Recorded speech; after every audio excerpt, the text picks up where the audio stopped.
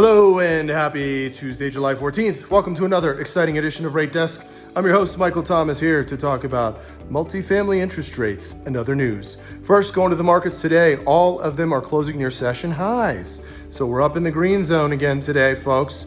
We've got also a tracker of 17% gain for the NASDAQ for this year. That's pretty incredible, but it does make sense given the focus on technology and reliance on some of those companies now, especially regarding the stay-at-home orders, etc.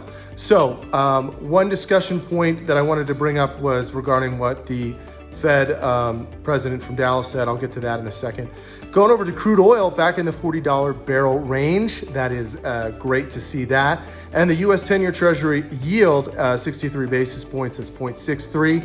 Still range bound from yesterday, if you recall, where we were at 62. So what I want to mention about the Fed president from Dallas, they brought up the disparity between the market and the economy, right? And the Fed's perspective from Dallas was that, the market is looking out about 2 or 3 years ahead, and then the economy is in real time, or actually technically it's lagging a little bit, right? Because we're getting lagging data, and then we look at that and go, oh, look at the unemployment numbers, et cetera. So he's saying that's the delta, and it'll eventually even itself out, right? So we continue to see that kind of trade going forward, and it's really neither here nor there when it comes down to the statistics that most affect multifamily housing, really, which are fundamentally, those are the occupancy rates, and those have remained pretty strong in our industry. So that's been great to see. Jumping over to the FHA multifamily interest rates today, quoting mid-range a little lower than they were yesterday, 2.50 on the 223F program. And we're back in the 315 range on the 40-year fixed rate 221 D4. Agencies are also range bound from yesterday. In fact, they're flat, quoting at 280 on the Fannie Mae DUS at the low end of their range, 10-year money. And on the Freddie Mac, quoting 311, again on the 10-year money there. What I wanted to just bring up today quickly was on demographics and millennials. Millennials are now the largest cohort. They have outgrown baby boomers as the largest cohort. And clearly the suburban shift is something that I was reading an article about today, something that's been mentioned previously.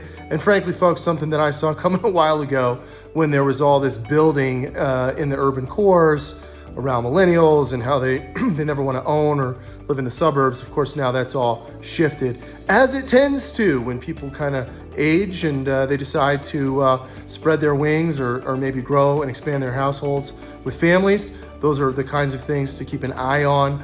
We've mentioned that in the past, the suburban markets.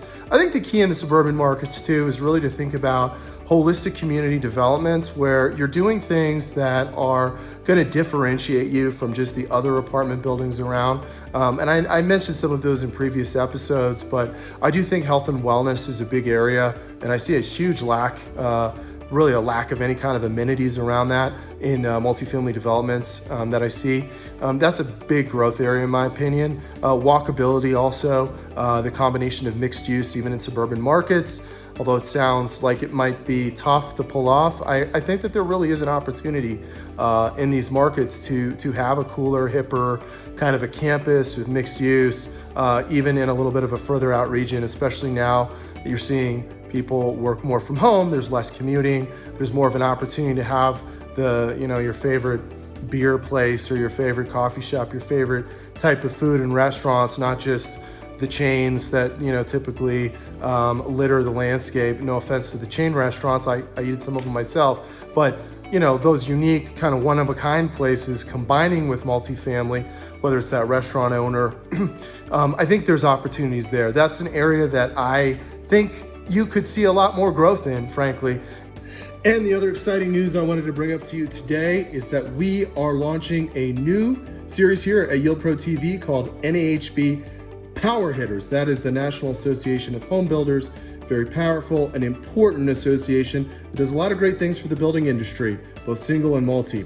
We are going to have on Friday, July 24th, Jim Tobin. Jim Tobin is the Executive Vice President and Chief Lobbyist of NAHB. So he is a very connected man, and he knows a lot about what's going on in Washington, and in particular, what are the hot buttons currently and things that are being proposed that have a direct impact on the housing industry. You are definitely going to want to tune in for that.